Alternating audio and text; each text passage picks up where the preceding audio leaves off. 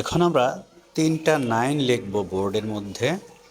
লিখে সেই 9 থেকে আমরা 3টা পাখি আঁকব। অর্থাৎ আমরা 9 দিয়ে পাখি আঁকা শিখব আজকে। প্রথমে 3টা 9 লিখে নিলাম, তারপরে এই 9 থেকে আমরা পাখির বডির শেপটা আঁকতেছি এখন। মোটামুটি পাখির বডিটা হয়ে গেছে। এবার পাখির পালক বোঝার জন্য বডির উপরে চক দিয়ে কিছু আঁকা বাঁকা দাগ দিয়ে দিচ্ছি। এগুলা দেওয়ার উদ্দেশ্য হচ্ছে পাখির পালক বোঝার জন্য। এবার পাখির পাখা স্পষ্ট করার জন্য পাখির পাখার উপরে একটু লম্বা লম্বা টান দিয়ে দিলাম। এবার একটি একটি করে 3টি পাখির লেজ এঁকে দিব। লেজ আঁকাটা কিন্তু খুবই সহজ।